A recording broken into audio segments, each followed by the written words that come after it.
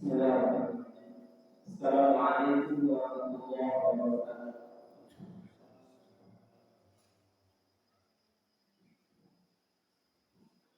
Alhamdulillahirabbil alamin.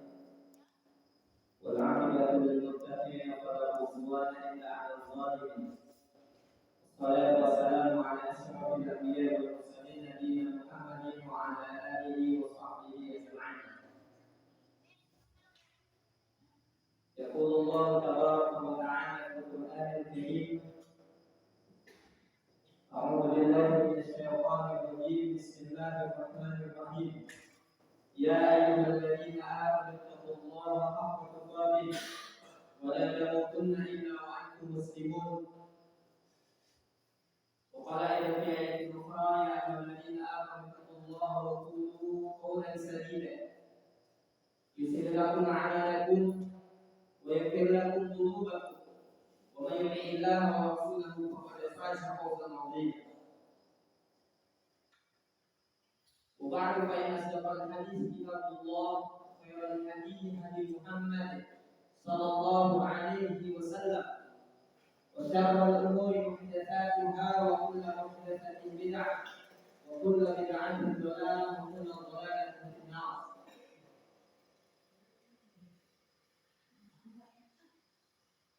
Ayo ikhwan, para jamaah sekalian, jamaah salat maghrib yang semoga dirahmati Allah Subhanahu wa taala. Kembali kita bersyukur kepada Allah Subhanahu wa taala atas segala limpahan nikmat yang Allah berikan kepada kita. Yang mana sungguh Allah Subhanahu wa taala dalam memberikan kenikmatan pada hamba-hambanya, sungguh kenikmatan-kenikmatan yang luar biasa. Maka dalam menyikapi nikmat yang Allah berikan kepada seorang hamba, banyak sekali orang-orang yang sering salah dalam menyikapi. Bahkan beberapa banyak orang yang ketika dilontarkan pertanyaan kepada mereka, ketika ditanya Allah memberikan nikmat pada hambanya, ada yang banyak, maka banyak orang yang secara refleks, secara tidak sadar dia menyatakan ada yang sedikit. Padahal itu adalah jawaban yang salah. Karena dalam hakikat konteks nikmat yang Allah berikan seorang hamba itu tidak ada istilahnya sedikit. Maka bahasanya kita harus ganti. Allah memberikan nikmat kepada hambanya, ada yang banyak, ada yang lebih banyak, dan ada yang banyak sekali. Ada yang sedikit. Kalau ada orang yang mengatakan beberapa bahwasanya dia atau Allah Subhanahu wa taala memberikan kenikmatan pada hambanya itu dengan kenikmatan yang sedikit, tentunya hal ini bertentangan dengan ayat yang sering kita lihat. Wa in ta'uddu ni'matallahi la tuhsuha. Jika kamu menghitung nikmat Allah, maka la tuhsuha, maka niscaya dan pasti kalian tidak akan bisa menghitung. Maka ini ya yang harus benar-benar kita ubah mindset kita. Sekurang beruntung apapun manusia yang tidak dapatkan di muka bumi ini, mestinya ketika dia disuruh untuk menghitung nikmat yang dia dapatkan dalam kehidupannya, pasti dia tidak akan mampu. Maka terlebih lagi kita yang hadir di sini, Allah Subhanahu wa taala memberikan nikmat dari orang-orang yang lainnya. Allah memilih kita untuk hadir di majelis ilmu ini. Tentunya ini adalah kenikmatan yang luar biasa. Tidak ada faktor kebetulan, tidak ada yang kebetulan di sini ada pengajian, tidak. Tapi hadirnya kita di sini itu adalah cara Allah Subhanahu wa taala untuk melebihkan kita dari mereka. Allah pilih. Tapi kadang-kadang kita tidak sadar, makanya kita harus sadari setiap kenikmatan yang seperti ini, apalagi kenikmatan ini berhubungan dengan akhirat. Kalau orang mendapatkan kenikmatan dunia, itu seharusnya dan selayaknya seorang hamba itu tidak pantas untuk iri. Tapi para ulama mengajarkan kepada kita, hendaknya kita itu iri itu bukan karena hal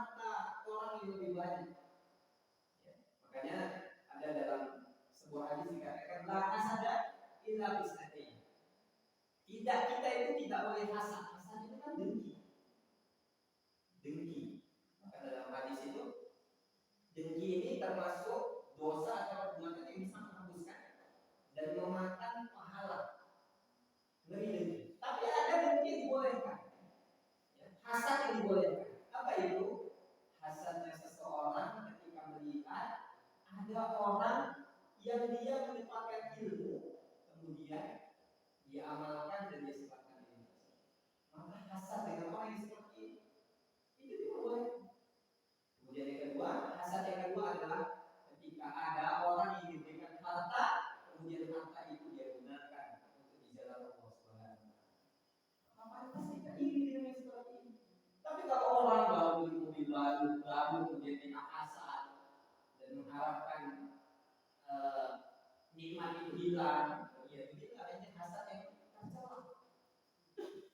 Maka dari itu kita harus sadar hakikat nikmat itu yang Allah berikan khusus langkah kaki kita ke majelis ilmu ini tentunya adalah suatu kenikmatan yang Allah pilihkan, yang Allah khususkan dan Allah sengaja memilih kita yang ada di sini. Kemudian kami ingatkan juga tentunya dalam kajian ilmu, dalam belajar ilmu, berapa banyak orang-orang yang kadang-kadang mungkin ya, kadang-kadang berpenyakit, yang merasa mungkin kadang-kadang kajian ilmu apa yang disampaikan Ustaz udah tahu. Kalau Ustaz menyampaikan itu aja, Ustaz kemarin juga menyampaikan itu. Ini juga masalah. Ini masalah. Padahal hari ketika majelis ilmu itu yang pertama setidaknya kita mengharapkan berkah.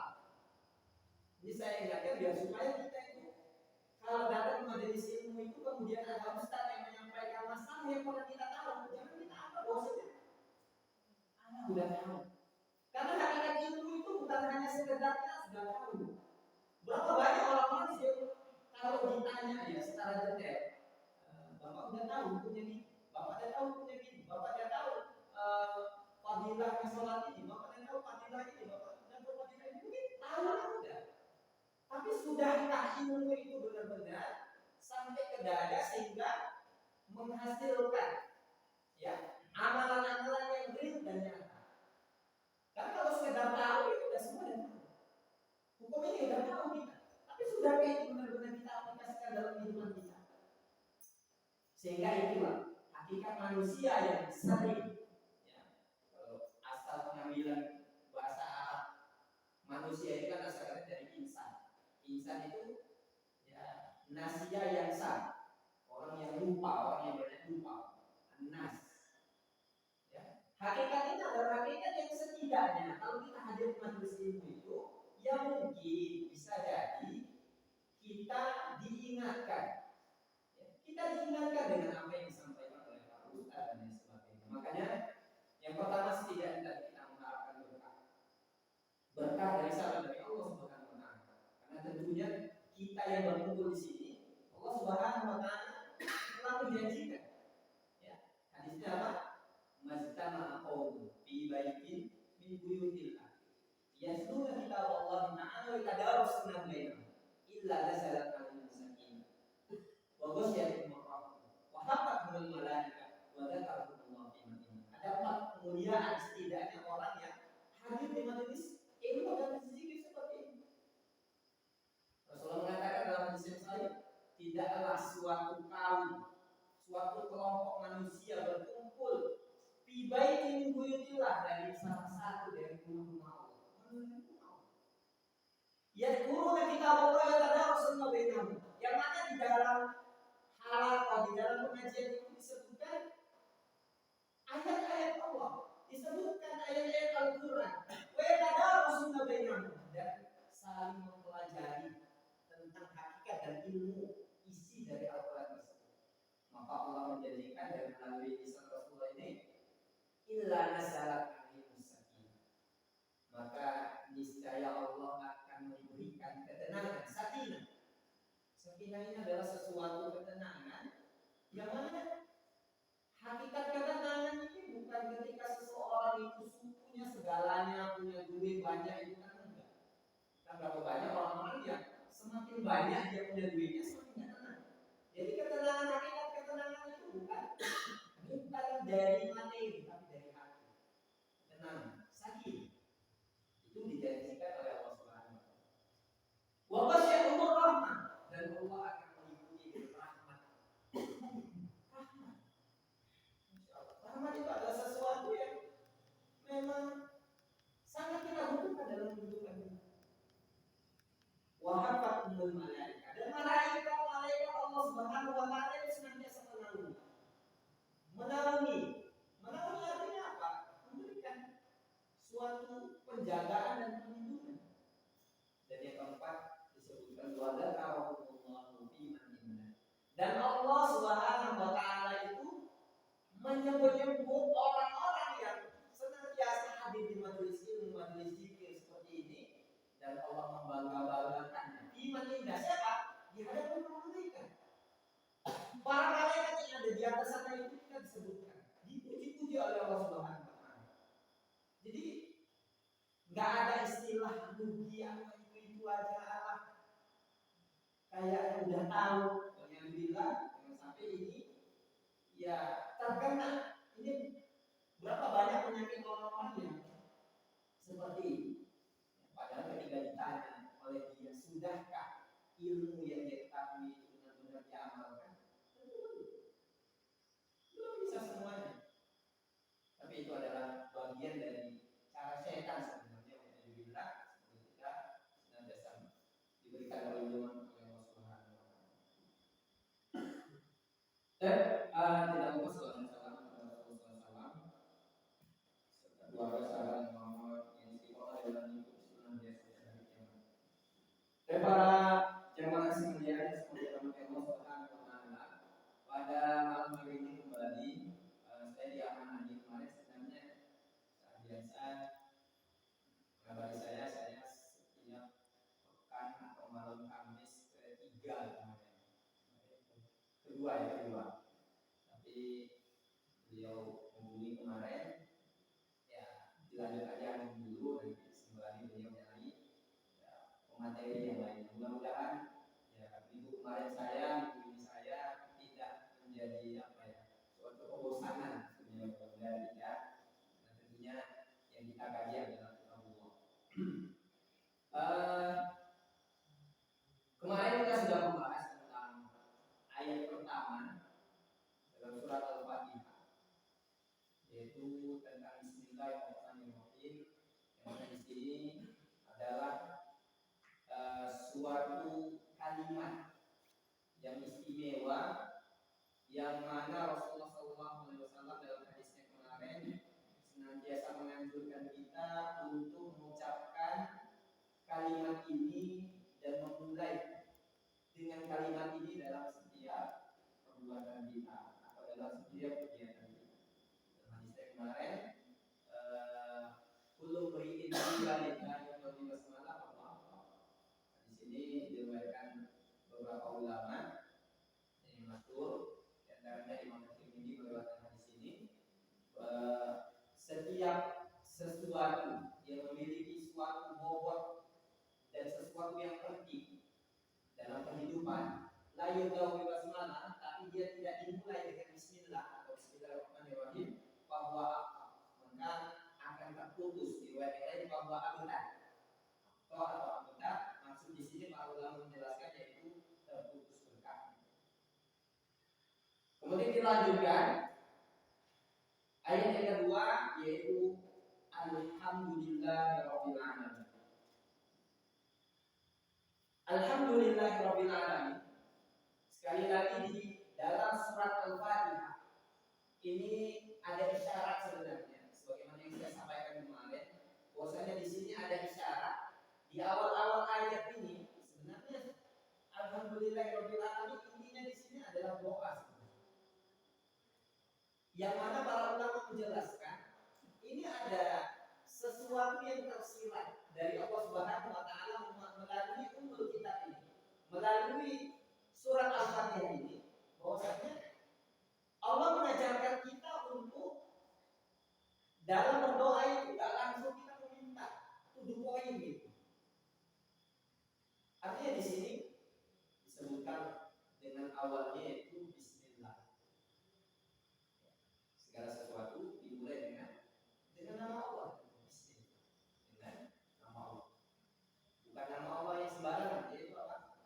Yang Maha Rahman dan yang Maha Rahim. Nanti akan kita bahas Ar-Rahman Ar-Rahim di ayat yang kedua, karena ayat yang selanjutnya karena juga masuk di ayat yang ketiga.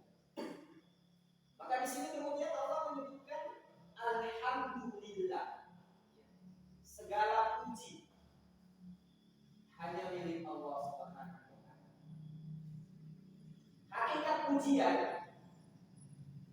dengan alhamdulillah di sini merupakan Imam Mufassir menjelaskan bahwasanya alhamdulillah di sini adalah asyukurulillah mufassal bimasail ma yaqsidu. Ini adalah bentuk pujian yang dilontarkan seorang hamba hanya khusus khalisat kepada Allah Subhanahu wa taala dalam pujian-pujian yang sempurna. Maka ini mengisyaratkan dan para ulama menjelaskan bahwasanya kita juga dilarang untuk memuji selain Allah atau memuji makhluk dengan pujian-pujian yang berlebihan. Karena hakikat puncak dari pujian itu hanya milik Allah Subhanahu wa taala. Itulah hakikat alhamdulillahirabbil alamin. Alhamdulillahirabbil alamin. Rabbil alamin. Rabb. Kalau di dalam kitab Tauhid jilid yang pertama yang dikarang oleh Dr. Saleh Fauzan. Jadi sebagian kita sudah membaca ada 3 jilid. Ya. Dr. Saleh Fauzan mengarang kitab yang namanya Kitab Tauhid. Jadi yang pertama dia menjelaskan tentang makna Rabb.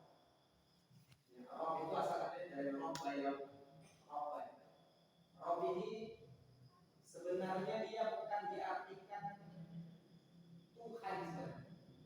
Sama seperti kita mengartikan Allah ini.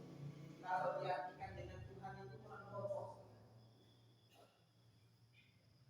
Karena kalau namanya Tuhan ini identiknya, kalau namanya Tuhan itu bukan dimiliki oleh orang Islam. Karena orang Kristen juga punya Tuhan, orang Buddha juga punya Tuhan, orang-orang lain juga punya Tuhan, kecuali orang yang tidak mengakui Tuhan. Komunis, itu jelas mereka tidak memiliki Tuhan. Tapi agama-agama yang lainnya itu memiliki Tuhan masing-masing.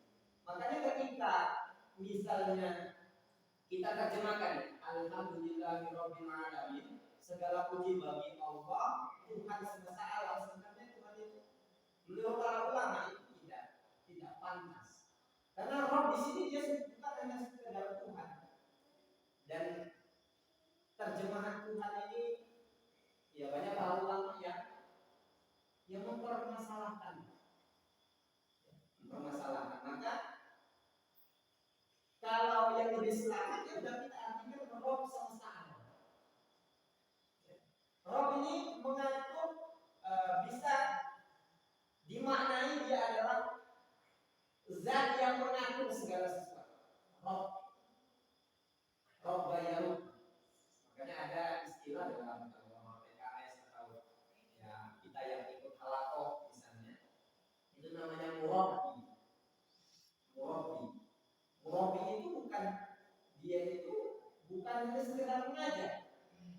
Ya. Karena murabbi itu lebih dari seorang muallim. Kalau muallim ini kan mungkin mengajarkan itu dan.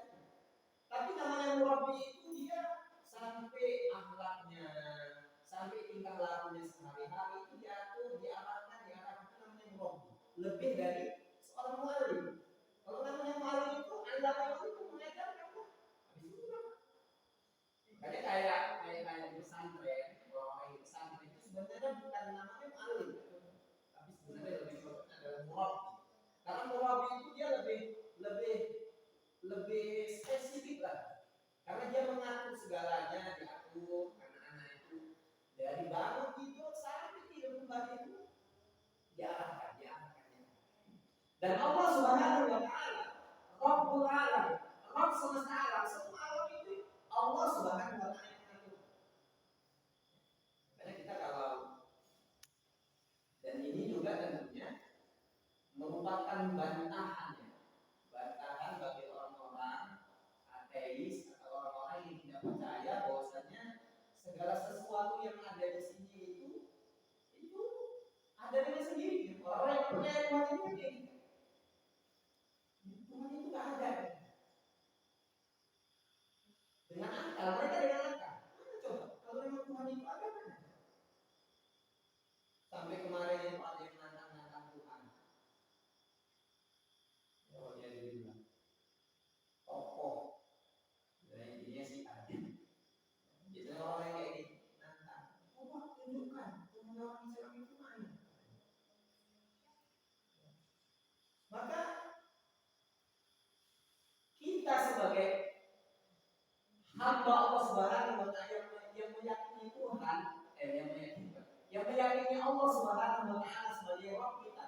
Maka tentunya kita yakini bahwasanya keberadaan Allah Subhanahu wa taala itu ya dijalani. Keberadaannya itu sesuai dengan taatnya dan kemuliaan Allah Subhanahu wa taala. Maka para ulama menjelaskan secara akal tentang ada wujudnya Allah Subhanahu wa taala itu adalah dengan keteraturan alam semesta.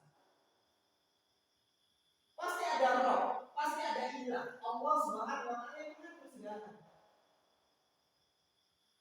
Matahari terbit dari timur sebelah barat, air berjalan dari bumi ke hilir. Segala sesuatu keteraturan ini pasti ada yang mengatur secara akal. Mustahil secara akal ada kita ini. Mustahil segala sesuatu yang ada di alam semesta ini itu kalau tidak ada yang mengatur. Lantas siapa yang mengatur? Itu Allah. Maka secara akal itu sebenarnya kalau orang yang mengatakan berarti bumi ini siapa yang menciptakan? Bumi ini ada sendirinya. Itu mustahil. Secara akal itu ada itu dan tertolak sebenarnya. Mana mungkin segala sesuatu yang ada itu pasti ada yang mengadakan. Dan bumi ini ada, alam ini ada, siapa yang menciptakan? Ya Allah Subhanahu wa taala. Lantas mana Allah? Allah Subhanahu wa taala adalah zat yang mulia. Zat yang tidak seperti makhluk-makhluknya. Laisa kamitslihi syai'un wa huwas samiul basir. Tidak ada yang bisa semisal dengan Allah Subhanahu wa taala. Kalau mungkin orang yang paling mulia, raja dan yang paling agung misalnya dimuliakan di dunia, itu masih bisa dilihat. Tapi kemuliaan Allah Subhanahu wa taala hanya benar-benar Allah janjikan yang bisa melihat Allah Subhanahu wa taala langsung tentunya adalah orang-orang yang beriman yang mana nantinya dijanjikan oleh Allah Subhanahu wa taala di surga. Karena dalam sebuah riwayat itu dikatakan ketika penduduk surga itu sudah merasakan segala kenikmatan yang didapatkan di surga. Kita kalau bicara tentang surga memang nggak ada habisnya. Dan apa yang disebutkan oleh Allah Subhanahu wa taala tentang surga itu nggak bisa sebenarnya kita bayangkan dengan apa yang ada di dunia. Kacau ya. Karena penglihatan kita, pemikiran kita itu terbatas kepada apa yang kita lihat. Padahal apa yang ada dari kenikmatan surga itu melebihi dari apa yang bisa kita bayangkan.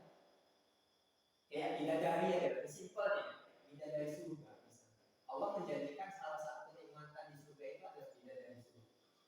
Maka bidadari surga itu kalau kita bayangkan dengan kecantikan yang ada di dunia, itu ada apa-apanya. Manusia yang paling cantik di dunia itu bisa kita bayangkan karena mungkin kita bisa melihat dengan mata kita. Tapi kenikmatan di surga, mala ainun ra'at, wala udhun sami'at, wala khatara ala qalbi bashar. Kenikmatan surga itu tidak bisa dibayangkan dengan mata, karena melebihi kapasitas dan kemampuan kita untuk melihat indah. Kalau kita melihat pemandangan kadang-kadang di apa itu ya,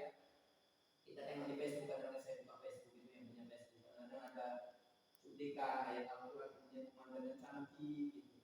Apakah kita kemudian membayangkan bahwa surga itu seperti itu? Lebih indah. Kenapa? Karena itu dunia maksudnya. Apa-apa yang nampak di video kayak keindahan cantik dan istimewa, itu semuanya itu dunia, dan kenikmatan surga itu loh. Nah, dengan kenikmatan semuanya itu, minuman, makanan, kenikmatan semuanya itu, ternyata Allah menjanjikan. Langsung dalam diskusi disebutkan, kelak Allah Subhanahu wa taala menjanjikan ya kepada penghuni surga, maukah aku berikan suatu kenikmatan yang lebih dari apa yang kalian rasakan? Maka sebenarnya penduduk surga ketika itu apa ada lagi ya Allah kenikmatan yang lebih dari yang kami rasakan sekarang ini? Ternyata ada. Apa itu? Yaitu melihat wajah Allah Subhanahu wa taala. Dan ini warid di dalam hadis-hadis. Dalam hadis yang riwayat Imam Muslim juga Rasulullah mengatakan, innakum satarawna rabbakum kama tarawna hadzal qamar. Ketika itu Rasulullah SAW duduk-duduk bersama para sahabat. Ketika itu bulan itu purnama ini, ketika itu bulan purnama ini pasti. Jadi saya tengok tadi dalam perjalanan bahwa belum terang tapi bulan sudah mulai penuh, sudah mulai penuh. Jadi ketika itu Rasulullah mengatakan, innakum satarawna rabbakum kama tarawna hadzal qamar. Sesungguhnya kalian nanti di surga, kalian akan melihat wajah dan melihat roh kalian, melihat Allah langsung, seperti kalian melihat bulan purnama sekarang. Maka sekali lagi kita jangan membayangkan, Pak, apa sih enaknya melihat wajah Allah? Jangan kita bayangkan sama melihat wajah presiden. Jangan kita bayangkan dengan melihat wajah artis atau melihat wajah kasih kita yang ada di dunia.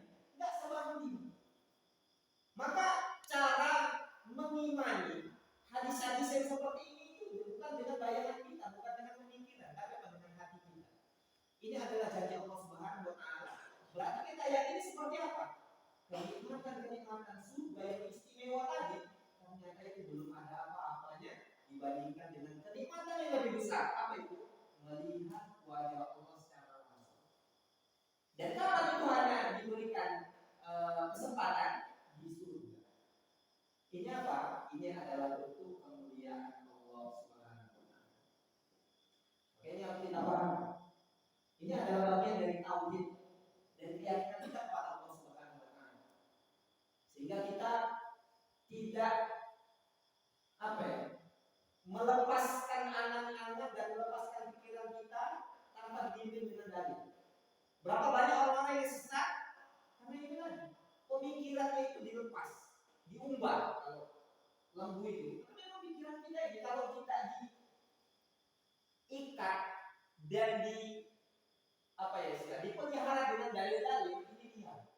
Pikiran kita ini dia.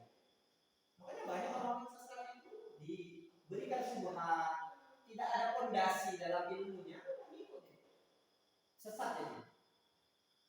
Makanya pantaslah ketika setiap ada orang yang ngaku nabi pasti ada begitu. Kenapa? Karena memang ketika Allah sudah sesatkan nggak ada yang bisa cek dulu. Kenapa ya? Mungkin karena fondasinya itu tidak ada, fondasi dalil dan ilmunya itu nggak ada. Jadi pikiran itu ikut liar. Kayak buat gembala ini ya, semua ditabrak kalau memang tidak dijaga dengan dalil-dalil dan ilmu. Oke, kita lanjutkan di singkatnya ada karena ini mukhtasar dan saya sengaja mengambil tentang mukhtasar itu artinya. Jadi seperti itu, alhamdulillahirabbil alamin, segala puji bagi Allah, Rabb semesta alam. Rabb di sini adalah ya, yang mengatur segala alam. Kemudian Ar-Rahmanir Rahim. Ar-Rahmanir Rahim ini adalah sifat dari Allah Subhanahu wa taala. Ya.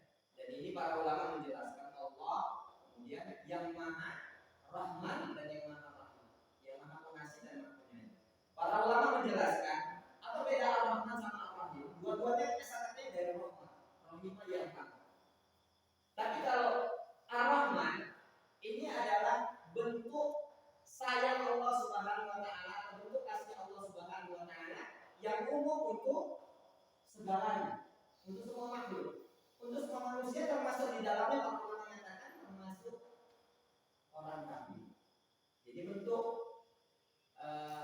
kasih Allah Subhanahu wa taala kepada orang kafir masih memberikan kenikmatan di dunia dan di dunia. Itu Ar-Rahman. Sedangkan Ar-Rahim dijelaskan para ulama bahwasanya ini adalah bentuk kasih sayang Allah Subhanahu wa taala yang khusus kepada yang Dia kehendaki. Siapa itu? Khusus bagi orang-orang yang beriman.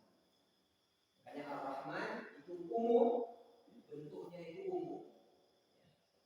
Kasih sayang Allah itu bentuknya umum, sedangkan Ar-Rahim adalah bentuk kasih sayang yang dicurahkan oleh Allah Subhanahu wa taala kepada hamba-hambanya yang hanya yang diridhoi, yaitu orang yang beriman. Dan para ulama menjelaskan bahwasanya ini adalah nama-nama Allah Subhanahu wa taala yang khusus bagi Allah Subhanahu wa taala dan tidak boleh dan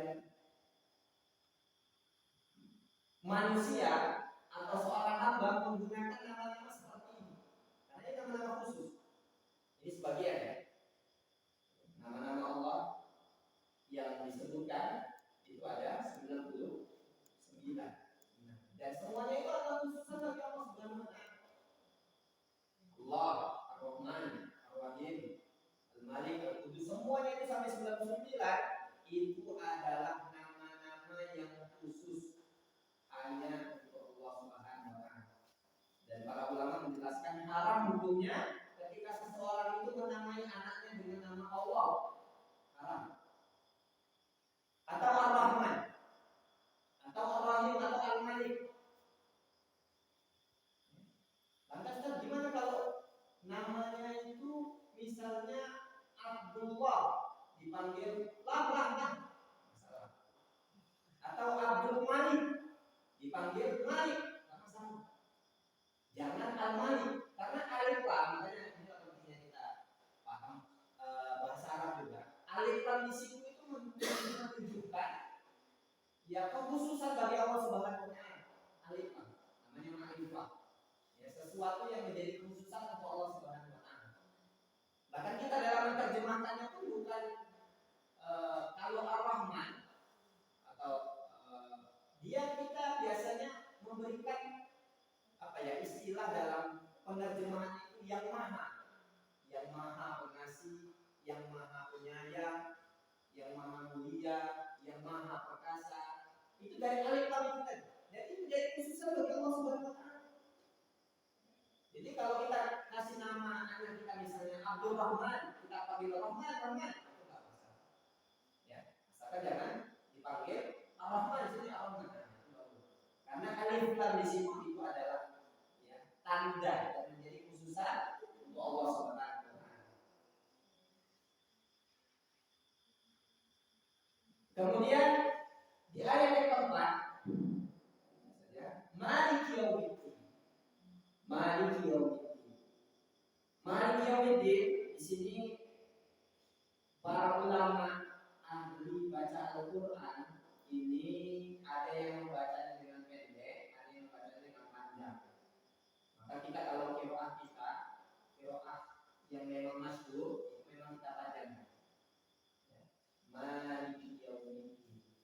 Kalau ada orang yang bacanya sama seperti dalam surat An-Nas kan man itu kan panjangkan. Qul a'udzu birabbin nas, malikin nas tanpa malikin nas, maka itu juga boleh. Misalnya alhamdulillahi rabbil alamin, ar-rahmanir rahim, maliki yaumiddin, boleh. Ya, karena ini memang disepakati oleh para ulama dan maknanya adalah malik. Malik itu penguasa. Penguasa apa? Yaumiddin. Yaumiddin ini adalah hari pembalasan. Yang mana Allah Subhanahu wa taala di sini dikatakan wa kilahuma shahihun mutawatir. Dua-duanya itu sahih dan mutawatir. Ya, benar dan benar-benar derajatnya itu mutawatir. Mutawatir itu sudah kuat derajatnya. Jadi yang Malik Yaumiddin atau Maliki Yaumiddin dua-duanya boleh.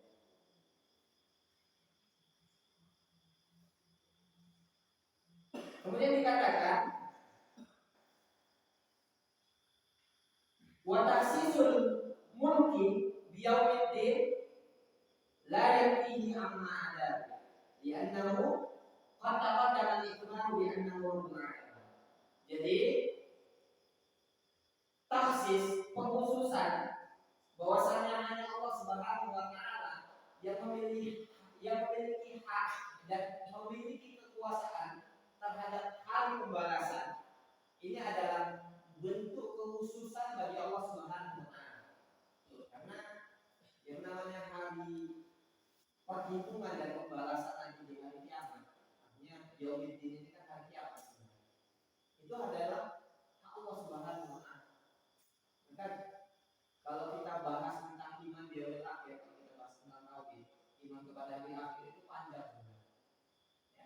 Para ulama menjelaskan tentang iman di hari akhir itu ya proses keimanan seseorang tentang apa yang terjadi dari dia diawali dengan apa ketika dia meninggal dunia. Jadi iman pada hari akhir itu dimulai bukan nanti ketika matahari terbit dari barat, enggak. Iman kepada hari akhir itu meliputi yang pertama ketika seseorang meninggal dunia. Itulah keimanan seseorang sampai yang akhirnya kapan? Masuk surga atau neraka. Perjalanannya panjang. Perjalanannya panjang. Dari mati, kemudian ada nanti di alam barzah, kita yakini alam barzah itu seperti apa, bagaimana, gimana takut kita, itu perlu dibahas sebenarnya. Karena banyak juga kan orang-orang yang nggak paham, ya terakhir apa keyakinannya apa? Arwahnya itu bertayangan. Karena apa? Ini belajar tentang iman kepada hari akhirnya itu cuma sekedar ya, iman kepada hari kiamat dah. Enggak seperti itu sebenarnya. Maka banyak orang kan pada saat-saat tertentu dia melihat ya apa arwah bapaknya itu datang ke rumah. Oh ini mungkin minta didoain. Doa itu sebenarnya bukan minta. Artinya seharusnya kalau namanya orang tua kita sudah meninggal itu ya kapan pun kita doakan, bukan kemudian ketika dia datang ke dalam wujud roh atau apa kemudian baru kita doakan. Ini salah. Yang pertama kita sudah keyakinannya salah. Itu bisa jadi adalah jin yang menyerupai atau apapun. Ya. Kemudian kita jadi rusak keyakinan tauhidnya. Dan banyak sesuatu yang negatif yang akan kita lakukan setelah itu nanti. Dengan ritual-ritual yang tidak sesuai dengan sunnah. Padahal kalau kita yakin terhadap tauhid dan akidah kita, yang arwah yang memang sudah meninggal itu tak akan bisa kemana-mana, kelayakan lah, kemana lah, pulang ke rumah itu nggak ada. Itu sudah menjadi kepastian dan dalilnya itu jelas. Alam barzah itu memang alam yang memang berbeda dengan alam kita. Maka kalau ada orang jumpa dinampain wujud atau arwah bapaknya itu bukan bapaknya, bukan arwah bapak. Bisa jadi ibadah jin yang menyerupai atau alam visual atau mungkin anak-anak dan lain sebagainya. Karena roh itu sudah tidak mungkin lagi orang yang masuk alam roh atau alam barzah keluar dari kelayakan biasanya menurutnya. Maka penguasa, pemilik, malik yaumiddin, penguasa hari pembalasan ini hanya Allah Subhanahu wa taala. Jadi nggak bisa kita yang mengendalikan. Masalah dosa-dosa nanti, bagaimana dosa? Apakah dosa kita ini nanti yang punya tauhid itu Allah Subhanahu wa taala, dan Allah yang menguasai dan yang menentukan segalanya. Di dalam surat An-Nisa itu diulang 2 kali. Diulang 2 kali oleh Allah Subhanahu wa taala, "Innallaha la yaghfiru an yushraka bihi wa yaghfiru ma duna dzalika liman yasha." Sesungguhnya Allah Subhanahu wa taala tidak akan mengampuni dosa syirik, dan Allah mengampuni dosa selain syirik bagi yang Allah kehendaki. Ayat ini menjelaskan bahwasanya dosa selain syirik itu hak Allah Subhanahu wa taala untuk apa? Untuk mengampuni atau tidak.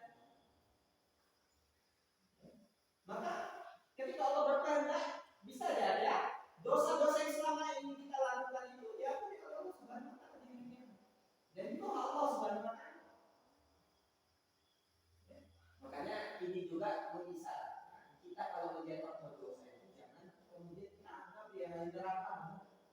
Ya, ini kenapa? Karena tidak ada yang bisa menentukan dan tidak ada yang bisa mengetahui akhir dari setiap orang.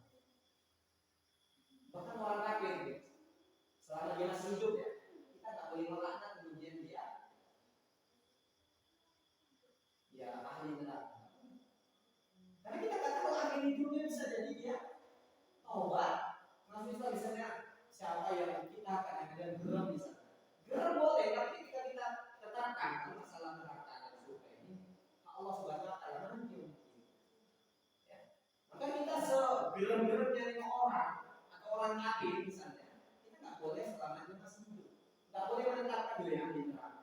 Tapi kalau bahasa seperti ini, kalau dia nggak taubat, masih seperti ini dan dia mati masuk neraka, itu boleh. Itu memang seperti itu, kita paham. Tapi kalau kemudian kita melihat orang maling tiap hari, neraka lah, neraka, nggak boleh. Maling sekarang bisa jadi dia suatu saat Allah satu hari taubat. Ya. Para ulama jauh itu ada yang dunia itu maling, ada juga. Jadi untuk masalah ini, masalah hari pembalasan, untuk masalah hari yang akan datang kita nggak tahu, itu kita memang itu adalah hal yang goib. Iman kepada yang goib, makanya ya iman kepada yang goib ini termasuk sesuatu yang akan datang, termasuk surga, neraka, dan masa depan kita itu masih goib. Kita yakini bahwasanya itu adalah kehendak Allah Subhanahu wa taala, kita tidak berhak untuk mengetahui secara pasti apa yang terjadi pada diri kita, pada diri orang lain, pada diri keluarga kita untuk ke depan. Itulah hak kita. Karena itu adalah perkara yang baik. Kemudian yang selanjutnya, ayat yang kelima. Iyyaka na'budu wa iyyaka nasta'in. Di ayat yang kelima hanya di sini sebenarnya ya, para ahli bahasa sebenarnya sudah menjelaskan di sini. Kalau dalam bahasa Indonesia itu kan ada istilah objek. Ya, mungkin bapak-bapak yang masih ingat atau setidaknya objek atau korban, misalnya saat saya mukul cicak, berarti cicak itu kan objek korban. Biasanya korban itu disebutkan di akhir. Ya. Tapi di ayat ini objeknya Allah Subhanahu wa taala sebutkan di awal. Kalau dalam istilah ilmu bahasa Arab itu apa? Maf'ul muqaddam. Ya, objek yang didahulukan. Dan para ulama menjelaskan ini hakikat maknanya adalah untuk menjelaskan tentang hasr. Hasr itu apa?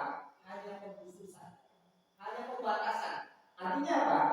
Iyyaka, hanya kepadamu lah kami menyembah atau beribadah, wa iyyaka nasta'in, dan hanya kepadamu lah kami meminta doa. Jadi ini adalah bentuk khususan. Dan kita boleh kita kalau ibadah jelas kan? Kalau ibadah, iyyaka na'budu, ibadah namanya ibadah juga kita harus memahami. Mana ibadah itu yang kita pahami, ibadah itu sholat, jangan itu aja. Tapi ibadah itu yang dijelaskan oleh para ulama, dan penjelasan Ibnu Qayyim al-Jauziyah itu lebih luas. Ibnu Qayyim al-Jauziyah mendefinisikan ibadah ya, supaya kita nggak membatasi ya, ibadah itu sekedar yang di masjid aja ibadah enggak. Ibadah itu adalah ism jami' li kulli ma yuhibbullah wa yardahu min qawlin aw fi'lin Allah wa batin. Ibadah itu kata Ibnu Qayyim al-Jauziyah, segala sesuatu yang mencakup seluruh apa saja yang dicintai dan diridhoi oleh Allah Subhanahu wa taala, baik perkataan maupun perbuatan, yang nampak maupun yang enggak nampak. Jadi segala sesuatu apa aja yang selama itu dicintai dan diridhoi oleh Allah Subhanahu wa taala, maka itu adalah ibadah. Maka ibadah itu ada ibadah fisik, ada ibadah hati. Kita memikirkan tentang kuasa Allah, itu ibadah. Ada ibadah lisan. Dengan apa? Senantiasa mengucapkan zikir, mengingat Allah Subhanahu wa taala, itu adalah ibadah. Jadi ibadah itu luas, ya. Dan ibadah itu hanya kita arahkan kepada Allah Subhanahu wa taala. Hanya ini juga sebenarnya banyak orang yang beranggapan bahwa ibadah itu menyembah Allah Subhanahu wa taala itu enggak mesti dan banyak orang yang salah memahami. Dalam hadis ini kalau kita luaskan agak ini juga ini. Ya intinya nanti pembahasannya agak panjang ini tentang ibadah. Karena berapa banyak orang-orang yang merasa ibadah itu mencukupkan ibadah, padahal ada bentuk-bentuk ibadah yang mereka selewengkan hanya kepada Allah. Dia tidak menganggap bahwasanya itu aku kan nggak menyembah dia. Termasuk apa yang disebutkan dalam hadis, secara singkat saya sebutkan dalam hadis tentang sabda Rasulullah kepada hadirin hati. Itu apa? Tentang mentaati dan mentaati seseorang dalam hal keharaman atau halal. Itu namanya tasyrik. Halal dan haram itu Allah Subhanahu wa taala. Misalnya ada orang yang menghalalkan apa yang diharamkan oleh Allah. Kemudian kita taat ikut menghalalkannya, maka kata Rasulullah itu adalah bentuk ibadah kepada. Itu adalah bentuk penyembahan kepada. Ini kan bisa tentang ada hati. Nanti akan kita sebutkan dia apa? Kita masuk ke iya karena saya. Hadisnya enggak panjang. Hadis ini mantan orang Kristen. Ayatnya ayat mengenai orang Kristen. Jadi dia kaget itu. Langsung masuk ke iya karena saya. Isti'anah itu apa? Bagaimana maksud kita meminta hanya kepada Allah? Meminta yang hakikatnya adalah sesuatu yang menjadi kebutuhan kita. Jadi kalau kita meminta kepada manusia, boleh nggak? Itu adalah sesuatu yang dibolehkan. Maksud meminta di sini, ya, memohon pertolongan, ini adalah isyarat dari Allah Subhanahu wa taala bahwasannya kita dalam menjalankan kehidupan kita ini butuh pertolongan dari Allah Subhanahu wa taala. Kemarin sudah saya singgung bahwasanya kita hadir ke masjid ini 5 waktu. Itu jangan kita anggap bahwasanya itu karena kehebatan kita. Kita harus senantiasa meminta pertolongan Allah Subhanahu wa taala. Ya. Bahkan ini syaratnya. Rasulullah SAW itu pernah bersabda khusus kepada Muadz bin Jabal untuk mengajarkan apa? Zikir. Dan ini zikir ini mungkin perlu datang jam 8. Zikir ini mungkin zikir yang jangan pernah kita tinggal. Karena bahasa Rasulullah SAW ketika itu, ya Muadz, la tada idukul sholawat. Wahai Muadz, jangan pernah kamu tinggalkan di akhir-akhir sholatmu. Di akhir sholat ini para ulama mengatakan ada yang menyebutkan zikir ini dibaca sebelum salam, ada yang dibaca setelah salam. Apa itu zikirnya? Allahumma a'inni ala dzikrika wa syukrika wa husni ibadatik. Allahumma a'inni, apa maksudnya? Ya Allah, tolonglah aku ala dzikrika, untuk senantiasa mengingatmu, wa syukrika, untuk mensyukuri nikmatmu, wa husni ibadatik, dan untuk memperbagus ibadah. Apa maksudnya? Berarti untuk kita mengingat Allah, untuk kita bersyukur kepada Allah, untuk memperbaiki ibadah, itu harus meminta pertolongan. Ini menunjukkan bahwasanya kita ini lemah. Jangan merasa hebat bahwasanya aku nggak sholat di masjid, aku nggak bisa. Ya sungguh-sungguh. Jangan mengatakan sungguh-sungguh. Segala sesuatu yang kita dapatkan dari dari ibadah, kita bisa bangun malam.